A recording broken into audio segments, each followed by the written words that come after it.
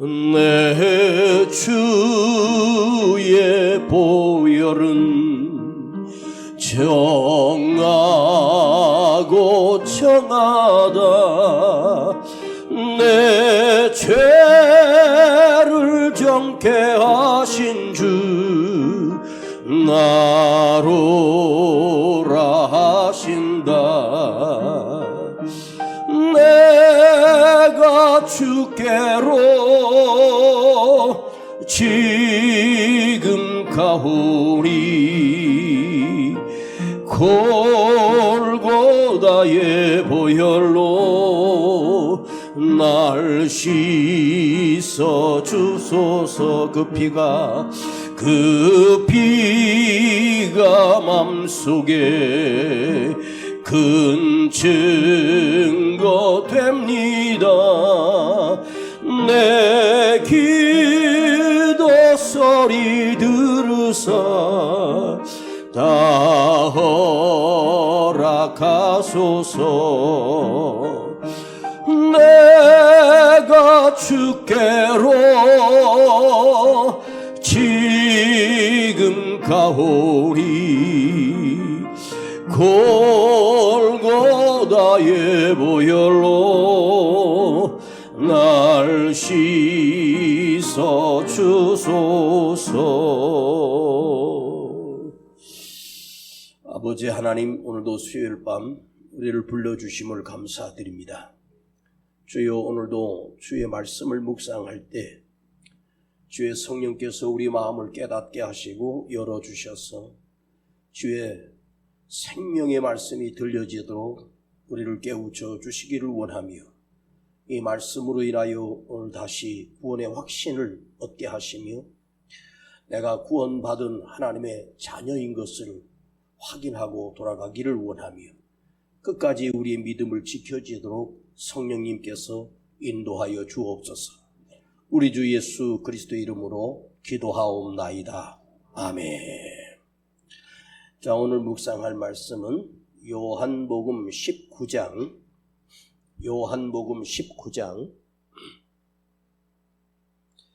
17절, 요한복음 19장 17절입니다. 요한복음 19장 17절, 이 한 절 말씀을 묵상하겠습니다. 요한복음 19장 17절입니다.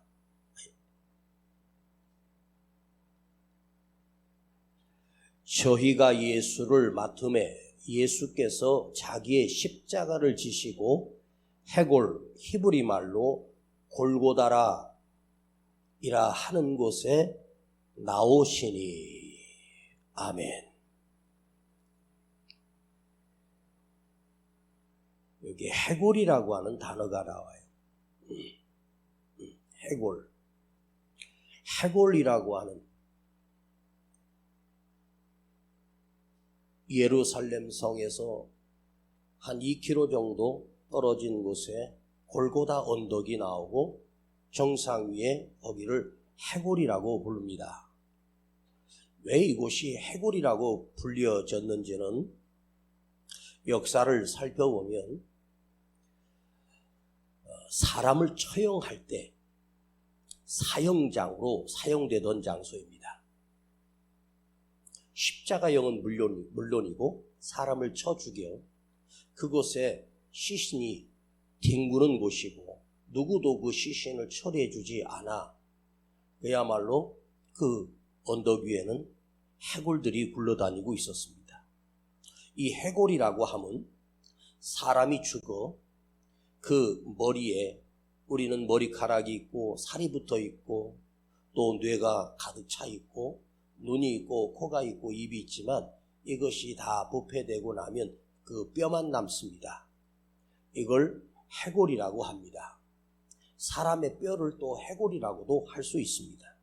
그러나 핵심은 사람의 생명을 지닌, 생각하는 모든 기능을 가진 우리의 머리가 시신이 죽어 그 뼈만 남은 상태를 해골 상태다, 이렇게 말합니다. 골고다 언덕이라고 하는 말은 원래는 칼바리아인데 이게 라틴어예요. 라틴어는 당시에 로마가 사용하던 단어입니다. 칼바리아. 그리고 영어로 콜코다 이렇게 번역됐고 우리 단어로 그냥 골고다, 갈보리 또한 칼바리아. 라틴어에서 나온 해골을 상징하는 사람이 죽어 그 뼈만 남은 상태 해골을 말합니다. 그런데 오늘 이걸 한번 생각해 봐요. 왜 주님을 그 해골이라고 하는 그야말로 죄인을 쳐서 죽이는 사형 장소에다가 해골이라고 하는 곳에다가 십자가를 세우고 그곳에서 왜 예수님을 죽이셨을까? 해골은 인간이 죽은 다음에 남는 뼈입니다. 그 두개골. 그런데 한번 생각해 보면 인간의 죽음의 상징인 해골, 그 해골 위에 십자가를 세우고 그 십자가 위에 예수님이 매달려 예수님을 죽입니다. 즉 죽음의 해골 언덕 위에 생명의 주인 되신 우리 주님께서 십자가를 지시고 죽으심으로 그 해골의 정수리 위에 꽂혀있는 그 십자가를 통해서 백골만 남은 해골만 남은 그곳에 주님이 죽으심으로 예수님의 십자가가 그곳에 세워지는 순간 놀라운 일이 일어납니다. 영원한 해골로 끝나야 할 우리 인간에게 사망에서 영원한 생명으로 바뀌게 되는 하나님의 생명이 인간의 해골 위에 임하는 역사가 바로 이 갈보리 언덕에서 시작되었다는 뜻입니다. 인간은 해골로 남아 영원히 그 해골은 다시 살아날 수가 없는, 해골이 스스로 자기 생명을 회복할 수 없고 해골은 해골로 끝나고 그 해골 또한 부식되고 사라져 한 줌의 채로 끝나는 것이 인간의 죽음입니다.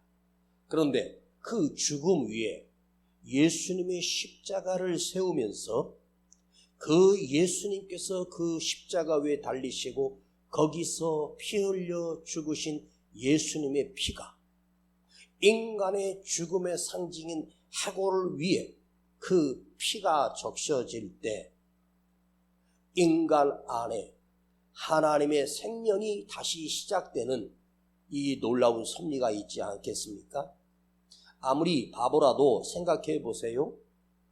제사장들은 그 해골 골고다 언덕에서 예수님을 죽임으로 거기서 죽었던 모든 인간은, 이 땅에 살았던 모든 인간은 해골로 끝났는데 그 해골 위에 예수를 죽임으로 네가 하나님의 아들이라고 했지, 네가 유대의 왕이라고 했지, 그러나 너는 영원한 해골로 다른 해골들처럼 똑같이 해골로 끝날 거야 라고 제사장들과 유대인들이 예수님을 그 해골의 언덕에서 해골로 만들기 위해서 십자가형을 처형했습니다. 그러나 그것은 그들의 착각일 뿐이지 우리 하나님께서는 예수님을 그 해골에서 죽이심으로 인하여 하나님의 섭리는 우리를 영원히 구원하는, 해골로 남은 우리 인생 위에 영원한 생명이 임하게 되는 이 놀라운 역사가 이 골고다 언덕에서 이루어진 거예요.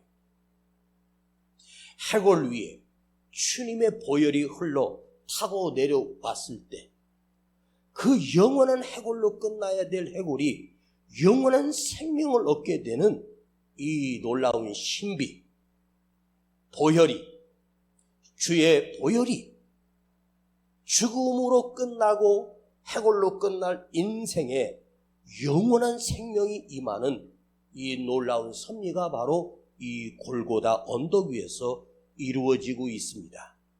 그러니까 한 번 더 생각해 보면 이 세상 어디든지 인간이 사는 곳은 전부가 다 골고다입니다. 해골입니다. 대한민국에만 해골이 있는 것이 아니라 사람이 살았던 모든 곳에는 해골로 끝나고 해골이 없는 곳이 없습니다. 사람은 죽으면 그 시신이 다 부패하고 나면 해골만 남습니다. 그런데 이 해골로 끝나는 이 사실, 그런데 이 사건은 성경이 시작되는 진짜 복음이, 진짜 구원의 역사가 바로 오늘 요한복음 19장 17절 이 한 절 속에 담고 있어요. 저희가 예수를 맡음에 예수께서 자기의 십자가를 지시고, 지난주에 우리가 묵상했습니다. 그들이 씌운 십자가가 아니라 빌라도가 내린 형 때문이 아니라 주님은 자기가 져야 할 자기 십자가를 졌습니다. 우리 지난주에 생각했습니다. 오늘 우리에게도 맡겨주신 나의 십자가를 감당해야 된다는 말씀이었습니다. 그런데 오늘 해골, 히브리 말로 골고다, 쿨카타, 해골 똑같은 말입니다. 해골 골짜기, 골고다 언덕 똑같은 말이에요. 자, 그런데 이 사실을 우리가 이것이 복음이 되고 이것이 예루살렘 성 밖에서 이루어진 이 한 사건이 단순히 우연하게 일어난 사건이 아니라 그 갈보리 해골로 끝나는 온 세상에 사실은 이 세상 그 어디도 골고다가 아닌 곳이 없습니다. 그 누구든지 예수 그리스도만 그를 믿기만 하면 골고다로 끝나고 해골로 끝나는 인생 가운데 영원한 생명이 임재하게 되는 이 놀라운 구원의 역사가 지금도 계속되고 있습니다. 여러분, 이 세상에 태어나서 지금까지 수천억의 많은 사람들이 살다 갔지만 해골로 끝나지 않은 사람은 단 한 사람도 없습니다. 구약 성경에 보면 그야말로 1000년을 살았다고도 합니다.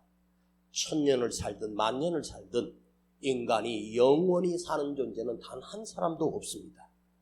이 세상에 태어난 모든 사람은 어린아이라도 앞으로 그의 결국은 해골입니다. 여러분들도 이 시간이 지나면 해골이 됩니다. 그걸 기억하십시오. 해골로 끝났던 인생 가운데 해골이 아니라 다시 영원한 생명이 되어 죽은 자가 다시 부활하고 다시 영원한 생명을 얻게 되는,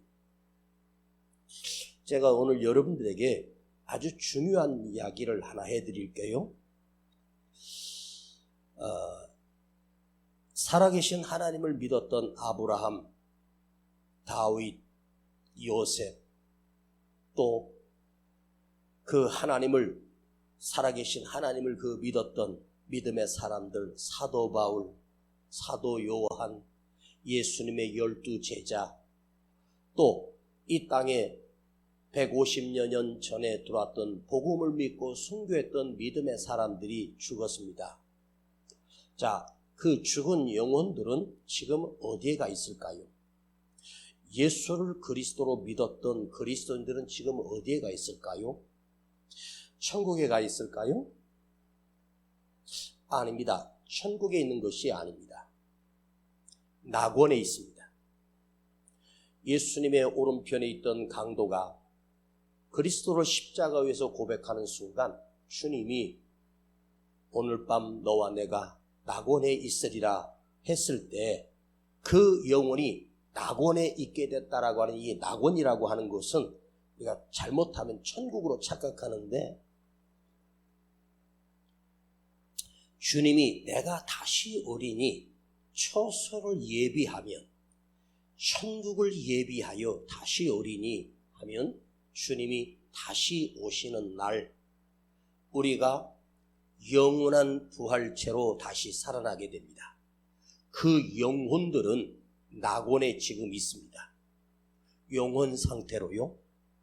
시신은 화장을 하고 땅에 썩어져 한 줌의 재로 남았지만 주님이 이 땅에 다시 오시는 마지막 재림은 심판의 재림이거든요. 그날 죽었던 모든 사람들이 다시 살아나 그 우리의 살과 몸과 우리의 머리, 지금 머리가 빠져서도 걱정하지 마세요. 머리가 빠지지 않는 머리, 피부가 늙지 않는 피부, 죽지 않는 생명으로 다시 부활하게 됩니다. 그리고 예수를 믿지 않았던 사람들은 어디에 있을까요? 지옥에 있을까요, 지금? 아닙니다. 음부에 있습니다. 음부라고 하는 곳입니다. 영원한 형벌인 지옥에 떨어질 그들은 음부에 갇혀 있습니다. 사실 지옥과 음부가 그렇게 구별되어 있는 곳은 아니지만 지옥이라고 하는 것은 불타는 지옥을 의미하는 것이고 음부는요, 그야말로 고통 속에 있는 곳이 음부라고 합니다. 주님이 재림하시는 날 하늘나라가 회복되고 하나님이 영원한 심판인 형벌인 지옥의 그 영혼들이, 음부에 있던 영혼들이 지옥에 던져지게 되는 것을 의미합니다.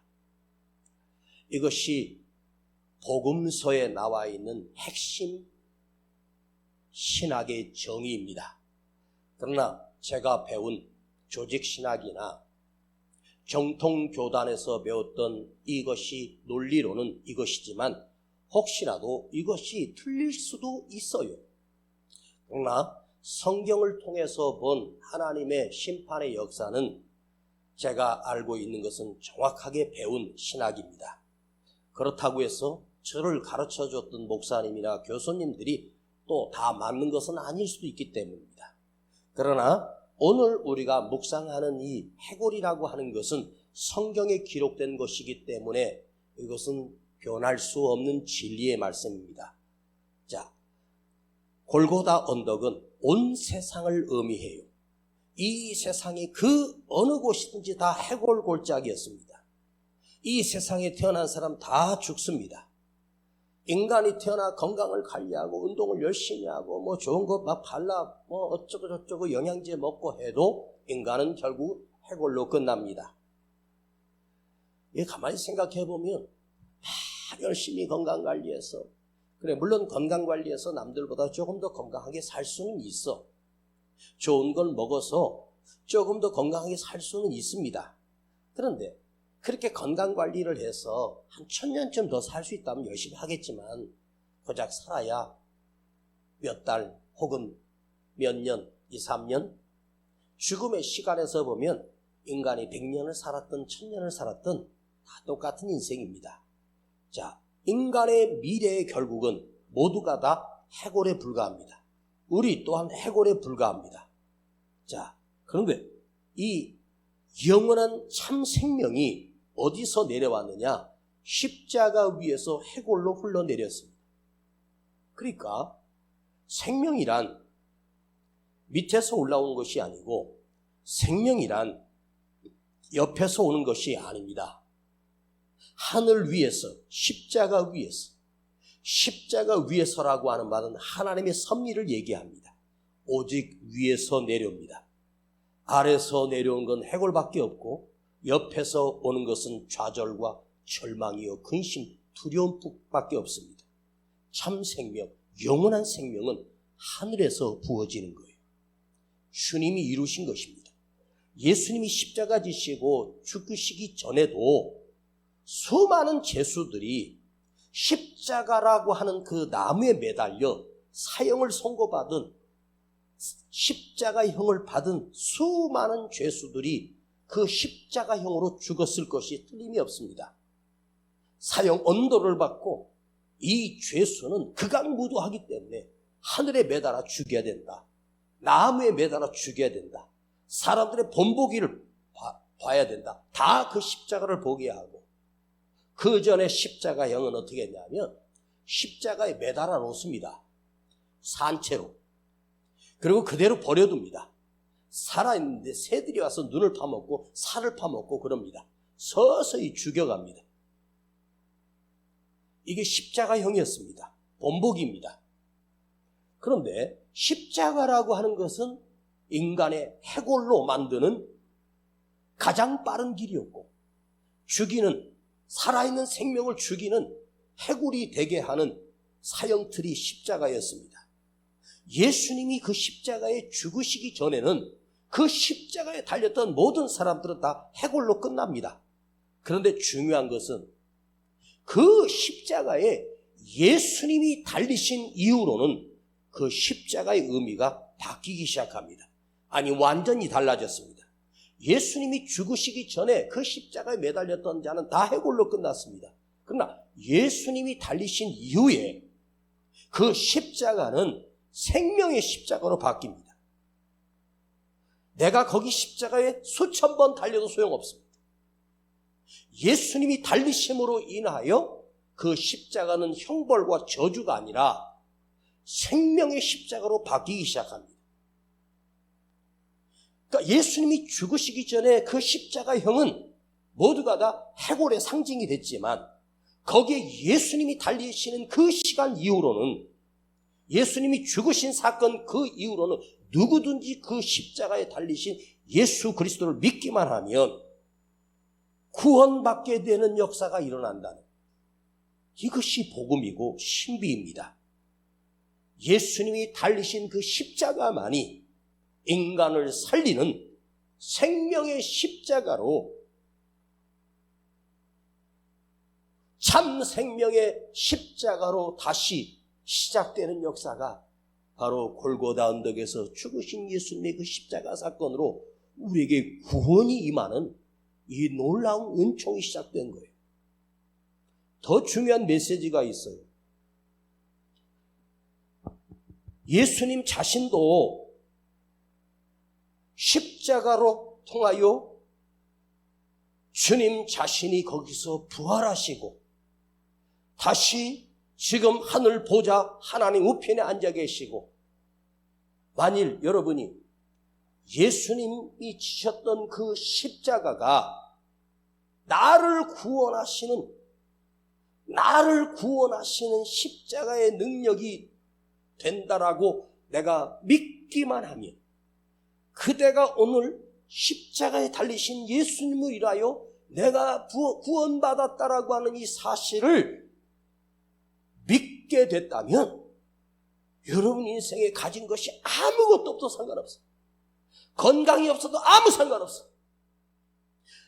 거기에 달리신 예수님이 나를 구원하셨다는 사실을 믿기만 한다면 그대는 이 세상의 그 누구보다도 축복의 사람이고 가장 위대한 생명입니다. 영원히 죽지 않는. 오늘 이 밤에 똑같은 질문이지만 여러분, 십자가에 달려서 죽으신 그 십자가의 죽으심이 나의 죄를 대속하기 위하여 주님이 달리셨음을 여러분이 믿어지시기를 축복합니다. 믿어지면 아멘. 진짜 믿어지십니까? 그러면 이제 결론을 내리겠습니다. 주님이 십자가, 골고다 해골로 끝났던 인생 가운데 그 해골의 정수리에 십자가를 세우시고 예수의 보혈이 그곳에 흐름으로 말미암아 해골로 끝난 인생에 영원한 생명이 주어지게 되는 이 놀라운 은혜가 우리에게 주어졌다면 우리는 어떻게 살아야 할까? 나는 어떻게 살아야 될까? 나를 위하여 십자가에 죽으신, 나를 위해 희생하신 주님을 내가 영접한 사람, 예수를 믿는 사람은 나의 삶 또한 예수님이 지셨던 십자가는 아니지만 우리 인생 가운데서 내 삶이 남아있는 인생 가운데 내가 구원의 확신이 있다면 우리에게 맡겨주신 자기 십자가가 있지 않겠습니까? 주님이 틀림없이 말씀하셨습니다.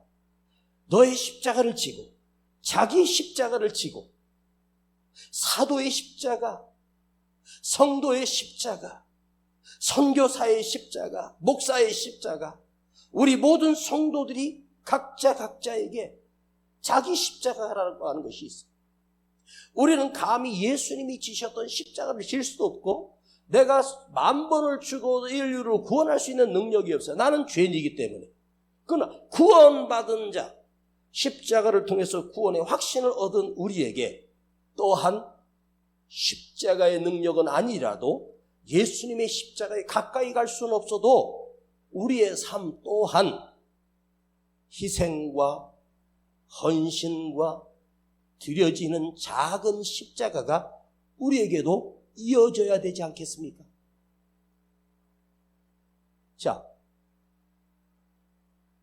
만일 여러분 손자나 아이가 물에서 수영을 하다가 깊은 곳에 빠져서 허우적거리고 있어서 이제 1분만 늦어도 우리 손자가, 우리 아이가 물에 빠져서 죽는 걸 바라보고 있습니다. 그런데 어떤 청년이 겁도 없이 뛰어들어 우리 아이를 건져내고 자기가 그 사람 거기서 빠져 죽어버렸어. 제가 교회에서 여름에 수련회 갔다가 큰 내과는 아닌데 아이들 있는데 옆에서 이렇게 있는데 한 아이가 튜브를 이렇게 가다가 발랑 뒤집히면서 거기 폭 빠진 거예요. 그래가지고 제가 어떻게 우리 주일학교 우리 성도 그 아이인데 저는 겁도 없이 그냥 무조건 뛰어들었더니 그 고기가 그 계곡이 고기만 푹 들어가는 거예요. 고기만 한 2m 정도 되고 그 밑에는 별로 깊지 않은 곳이에요.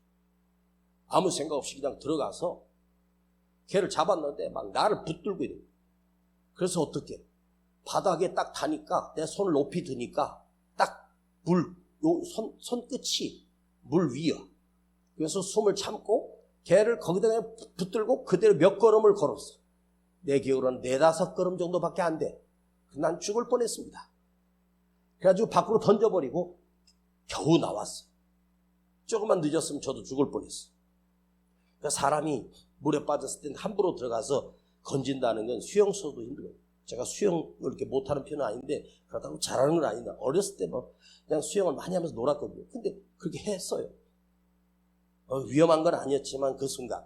그런데 내 자식을, 내 손자를 눈에 넣어도 안 아플 내 손녀딸이 물에 빠진 누가 청년이 그걸 건져주고 거기서 많이 죽었다고 생각해봐요.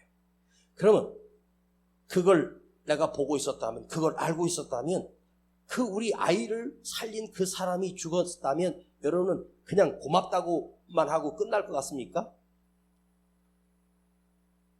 내가 해줄 수 있는 모든 것이 있다면 내 전 재산을 바쳐서라도 그 우리 딸을 살리기 위해서, 우리 손자를 살리기 위해서 희생했던 그 가족에게 뭔가를 은혜를 갚는 마음으로 살아야 되지 않겠어요? 네? 인간이라면 네? 내 자식이나 내 손녀나 근데 나를 살리기 위해서 대신 죽으셨어 그분이. 근데 그분이 예수님입니다.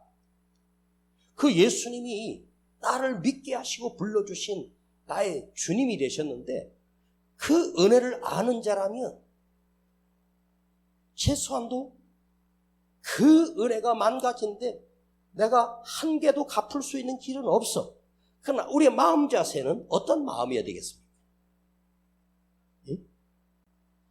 사실 우리 인생을 이 땅에 보내시고 하나님이 택하셔서 자기 자녀로 우리를 삼아주시는 이유는 이 땅에서 구원받고 오라는 것만으로 하나님이 보내신 것이 아니라고 저는 확신합니다. 너 또한 짧은 인생을 살면서 이 은혜를 알고 이 은혜를 내가 조금이라도 나를 위해 희생하신 주를 위해서 죽도록 충성하고 드려지는 그 삶으로 잠깐이라도 갚지는 못하지만 갚을 수 있는 마음으로라도 우리가 살 수 있도록 하나님이 우리에게 인생의 기회를 주신 것이 아닐까 그런 생각을 해봤어요. 여러분, 누군가에게 우리가 복음을 전합니다. 예수를 믿으라고 전도합니다. 예수님은 이런 분이라고 소개할 수 있습니다. 그런데 예수를 믿으라고 하는 말은 쉽습니다. 그런데 진정한 복음은 뭘까요? 나를 통해서 구원받은 그리스도의 모습이, 그리스도의 삶이 그 사람에게 조금이라도 보여주므로 역시 예수 믿는 사람은 다르구나. 저 정도라면 나도 예수를 믿고 싶구나 하는 걸 우리는 누군가에게 보여줘야 될 책임이 있는 게 아니겠습니까? 그렇죠? 응. 그런데 우리는 예수를 믿는 사람으로 본을 보여주는 것은 허다하고 본이 아니라 세상에서는 예수쟁이들, 예수 믿는 사람들이 더 지독하고 더 못됐고 더 악하고 더 악랄하고 이것이 우리 사회에 비춰지는 그리스도인의 모습이에요. 그건 누구에게 책임이 있을까요? 나 자신에게 책임 있는 거 아니겠습니까? 여러분이 뭐 어마어마한 생명을 버리라는 게 아니에요. 내가 이 순간에 조금이라도 그 사람과 사이에서 조금이라도 손해를 보는 것, 내가 조금이라도 양보하는 것, 조금이라도 희생하는 것, 내가 조금이라도 헌신하는 것, 그 사람의 허물을 덮어주는 것, 많이가 아니에요. 조금이라도 손해보고 내가 희생하고 내가 더 헌신하고 내가 더 드려지고 이런 삶이 주님의 은혜에 10,000분의 1이라도 10,000,000분의 1이라도 내가 그 은혜를 보답하며 사는 것. 이게 여러분 내가 그 은혜를 알고 그 은혜를 내가 경험한 사람이라면 시키지 않아도 그렇게 살 수밖에 없도록 인간은 구조가 그렇게 돼 있어요. 맞죠? 내 삶에서 그것이 조금이라도 보여주고 역시 믿음의 사람이구나. 역시 예수를 믿는 사람은 저렇게 선하구나. 손해를 보는구나. 이것이 우리의 삶으로 드러나고 보여줘야 내가 구원받은 하나님의 자녀가 되었다는 표식이 되는 거예요. 그런데 예수를 믿는다고 하는데 여러분, 당신은 왜 이렇게 교만합니까? 예수를 믿는데 왜 이렇게 고집불통입니까? 왜 이렇게 이기적입니까? 제가 답을 내리겠습니다. 해골 위에 세워진 주님의 보혈을 경험하지 않기 때문입니다. 해골 위에 부어진 주의 보혈이 내 안에는 없기 때문에 그렇게 악하게 사는 거예요. 여러분, 예수님이 그 해골을 구원하는 그 구원은 나의 해골을 구원한 거였잖아요. 주의 보혈로 구원받은 감격이 우리는 너무 쉽게 잊어버려요. 이걸 너무너무 쉽게 기억을 못해. 이 구원받은 감격, 그걸 뭐라고 말하냐면 우리가 첫사랑을 회복한다는 거예요. 과거에는 그렇게 뜨거웠었고 그렇게 간절했고 그렇게 겸손했던 내가 세월이 흐르면서 그것이 무뎌지면서 강팍해지니까 하나님의 은혜의 빛을 받던 사람들이 한번 무너지면 회복되기 어렵다 그래요. 목사가 변질돼서 세상 사람이 된 목사는요, 하나님께 다시 돌아올 확률은 거의 없어. 절대로 없어. 오늘 삶의 문제가 힘들고 버겁고 우리에게 구원받은 감격이 이것이 삶에 부딪히면서 점점 자기 문제만 보이고 자기 손해만 보이고 자기에 집착하면서 그 은혜를 다 잊어버리는 거예요.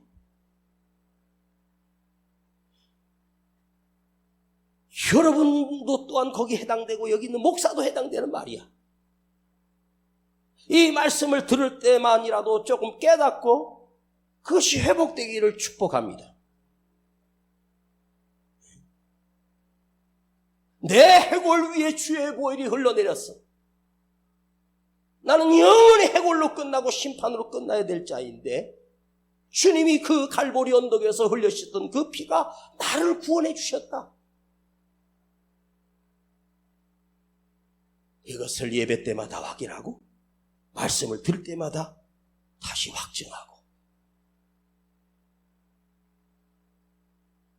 여러분에게 간절히 부탁하고 축복합니다. 저도 내 남은 인생을 주님 앞에 희생하고 헌신하며 내 있는 힘을 다하여 주님 앞에 섬겨드리기 위하여 몸부림치고 있고 이것을 나이가 들기 시작하면서 이것이 얼마나 소중한지를 제가 알기 시작했습니다. 응? 주를 위해서 내가 뭔가를 드려지고 헌신되어지는 것이 쓰여진다라고 하는 것이 내 해골 위에 흘려셨던 그 보혈에 만 가지 하나라도, 천만 가지 하나라도 주를 위해서 내 자신을 쏟아붓고 헌신하고 희생하는 것. 주님이 쓰신다고 할 때 여러분이 드려질 수 있는 기회가 오면 아낌없이 쏟아붓기를 축복합니다. 내가 주님 앞에 쓰여지고 헌신되어지고 그것으로 주의 은혜를 갚을 길은 없어. 그러나 이 구원의 감격이 내 안에서 사라져버리면 그 사람 위에 부어졌던 그 주의 보혈은 아무런 능력이 없어집니다. 주의 보혈이 내 해골 위에 흘러넘쳐 나를 구원하신 이 은혜를 그것이 간직되어 있고 은혜가 뛰는 사람, 가슴이 뜨거워지는 심령, 그 순간에 구원의 감격이 있는 자예요. 이 구원의 감격이 우리 모두에게 흐려지지 않기를 주님의 이름으로 간절히 소원하며 부탁드립니다. 주를 위해서 쓰임받게 하시고 그의 보혈을 평생 잊지 않게 하옵소서. 아버지, 오늘도 주님 앞에 나와 예배드리며 골고다에 피 흘려주셨던 그 주님의 은혜를 생각합니다. 죽어 마땅한 나를 불러주셔서 영원한 해골이 영원한 생명을 얻게 해주셨다는 이 사실을 다시 한번 깨닫고 남은 인생 주를 위하여 내 삶을 드려지며 주를 위하여 쓰임받는 복되고 아름다운 인생 되게 하여 주시고 나의 삶이 되게 하여 주옵소서. 우리 주 예수 그리스도의 이름으로 기도하옵나이다. 내 주의 보혈은 정하고 정하다. 내 죄를 정케 하신 주 나로라 하신다. 그 피가 맘속에 큰 증거 됩니다. 내 기도 소리 들으사 다 허락하소. 큰 죄인 복받아 큰 죄인 복받아 살 길을 얻었네. 한없이 넓고 큰 은혜 베풀어 주셨네. 내가 주께로 지금 가오니 골고다의 보혈로 날 씻어 줍소서. 영원히 죽어야 될 나에게 주의 생명의 보혈의 피가 적셔져 우리를 구원하심을 다시 회복시켜 주시고 내 남은 인생에 그 은혜를 갚으며 드리며 주를 위한 일에 주여 나를 희생하며 헌신하며 살겠습니다. 주님을 위하여 내 삶을 드리겠습니다. 이렇게 기도하고 돌아가십시다. 주여